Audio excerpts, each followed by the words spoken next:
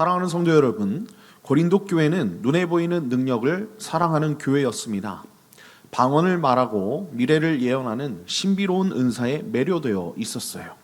그들은 그 은사를 가지고 서로를 비교하고 높였습니다. 누가 더 큰 은사를 받았는가가 신앙의 척도가 되어버린 것이지요. 그런 교회를 향해서 사도 바울이요, 그들의 시선을 영원으로 들어 올리고 있는 것을 볼 수 있습니다. 지금 너희가 그토록 붙들고 있는 것들이 과연 끝까지 남을 것인가 라는 것으로 그렇게 그들에게 질문하고 있는 것입니다.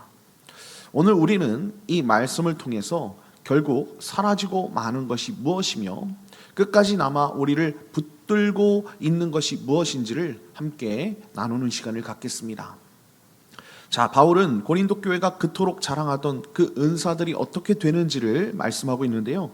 자, 첫 번째는 이것입니다. 첫 번째는요, 모든 은사는 한시적이지만 사랑은 결코 그치지 않는다라고 말씀하는 것입니다. 자, 오늘 말씀 8절을 보면 이렇게 말씀하고 있습니다. 사랑은 언제까지나 떨어지지 아니하되 예언도 패하고 방언도 그치고 지식도 패하리라. 아멘.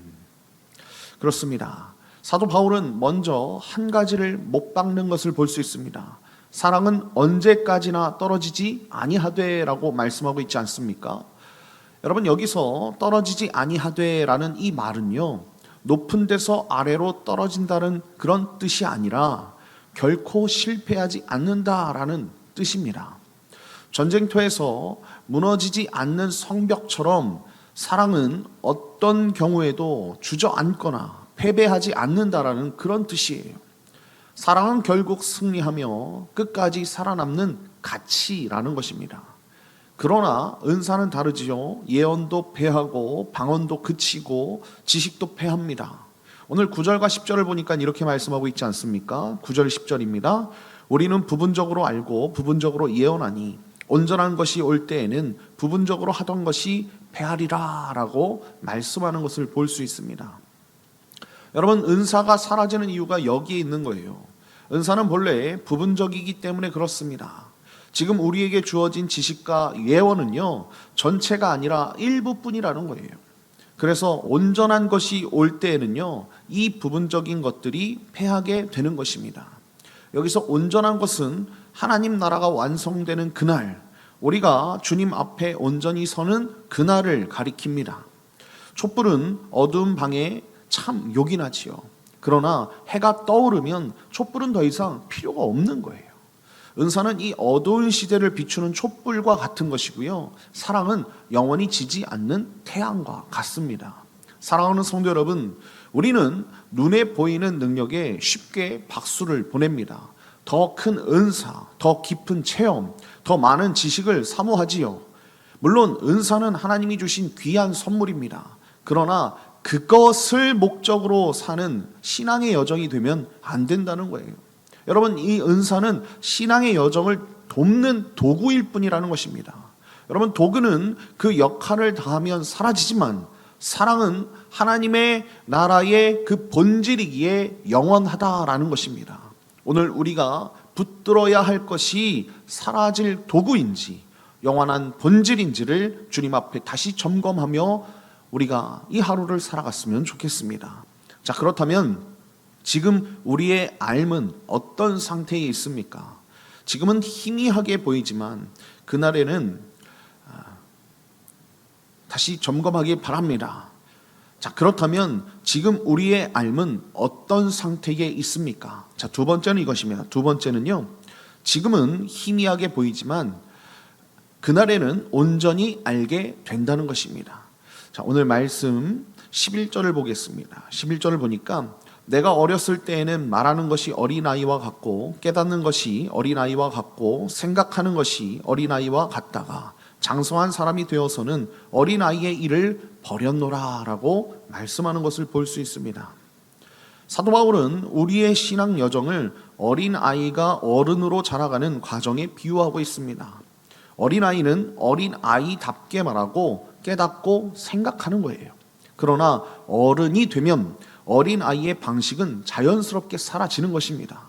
누가 억지로 빼앗는 것이 아닙니다. 더 온전한 것이 오니 부족한 것이 저절로 물러나는 것이지요. 자, 12절을 보니까 또 이렇게 말씀하고 있어요. 우리가 지금은 거울로 보는 것 같이 희미하나 그때에는 얼굴과 얼굴을 대하여 볼 것이요 지금은 내가 부분적으로 아나 그때에는 주께서 나를 아신 것 같이 내가 온전히 알리라 라고 말씀하는 것을 볼 수 있습니다. 바울은 또 하나의 그림을 보여주고 있습니다. 바로 거울입니다. 지금 우리는 거울로 보는 것 같이 희미하게 보는 거예요. 오늘날의 유리 거울을 떠올리시면 안 됩니다. 당시 거울은요, 구리나 청동을 닦아서 만든 거예요. 그러니까 모습이 어둡고 일그러져서 형체만 겨우 비칠 뿐이지요. 그러니까 자세하게 지금 유리 거울처럼 보이지 않는다는 거예요. 우리의 신앙도 그러합니다. 우리는 하나님을 믿지만 그분의 모든 뜻을 우리가 다 알지는 못한다는 것입니다. 고난 앞에서 하나님의 뜻을 다 헤아리지 못해 답답하고 막막할 때가 있다는 거예요. 그러나 소망을 품으십시오. 그때에는 얼굴과 얼굴을 대하여 볼 것이요 주님이 다시 오시는 그날 우리는 주님을 직접 뵙게 될 것입니다. 여기서 우리가 놓치지 말아야 할 말씀이 있지요. 주께서 나를 아신 것 같이 내가 온전히 알리라 라고 말씀하고 있다는 것입니다. 내가 하나님을 온전히 알게 된 것은 내 노력으로 깨달음에 도달했기 때문이 아닙니다. 하나님이 나를 먼저 온전히 아셨기 때문이 그렇습니다. 내가 그분을 알기 전에 그분이 나를 먼저 아시고 먼저 택하시고 먼저 사랑하셨습니다. 나의 삶은 그 은혜에 대한 응답일 뿐이라는 거예요.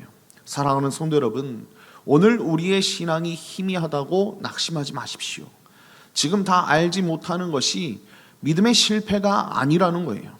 우리는 아직 가는 길 위에 있는 사람들입니다. 다만 그 길에서 우리를 붙드시는 분이 나를 먼저 온전히 아시는 하나님이심을 기억하십시오. 그 사랑의 손에 의지하여 얼굴과 얼굴을 마주할 그날을 바라보며 오늘 하루 주님 앞에 믿음으로 걸어가는 저와 여러분 다 되시길 예수님의 이름으로 축원드립니다. 자, 그러면 끝까지 남아 우리를 붙드는 것이 무엇인가라는 것입니다. 자, 세 번째는 이것입니다. 믿음과 소망까지 완성하는 가장 위대한 것은 사랑이라는 것입니다. 자, 오늘 말씀을 보게요. 오늘 말씀 13절을 보니까 이렇게 말씀하고 있습니다. 그런즉 믿음, 소망, 사랑 이 세 가지는 항상 있을 것인데 그 중에 제일은 사랑이라 라고 말씀하는 것을 볼 수 있습니다. 바울은 위대한 선언으로 본문을 맺고 있습니다. 믿음과 소망과 사랑 이 세 가지는 항상 있을 것이라고 말씀하고 있어요. 사라지는 은사들과 차원이 다른 것입니다. 그런데 바울은 거기서 한 걸음 더 나아갑니다. 그 중에 제일은 사랑이라는 것입니다. 왜 사랑이 제일입니까? 영혼의 관점에서 보면 그 답이 분명해지는 것이죠. 우리가 주님 앞에 온전히 서는 그날 더 이상 믿음이 필요하지 않습니다. 믿어왔던 주님을 직접 뵙기 때문에 그렇지요. 소망도 마찬가지입니다.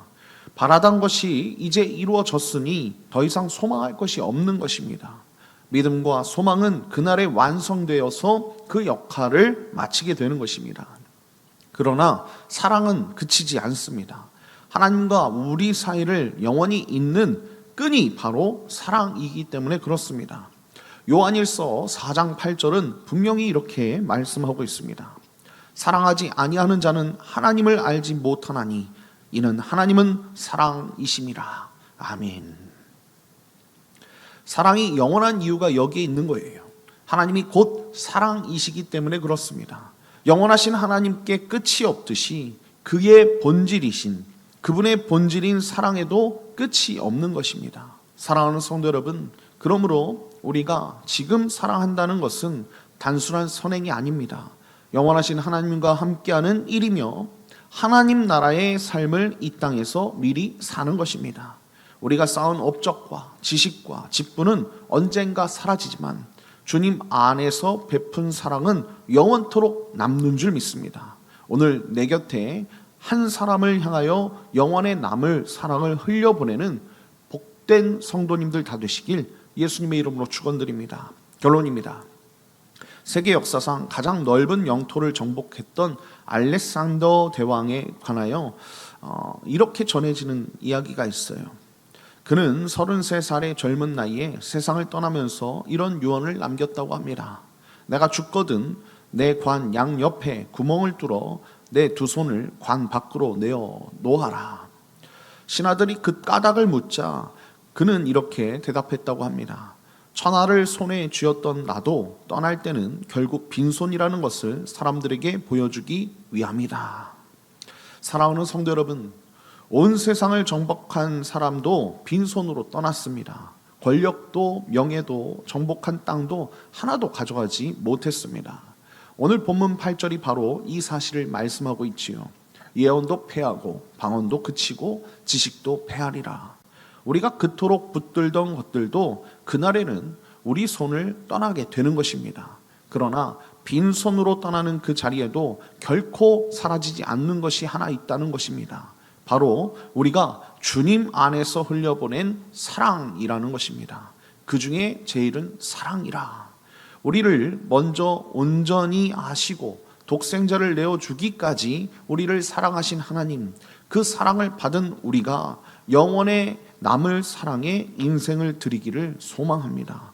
허무하게 사라질 것을 붙들지 마시고 끝까지 남을 사랑을 붙드는 저와 여러분 다 되시길 예수님의 이름으로 축원드립니다.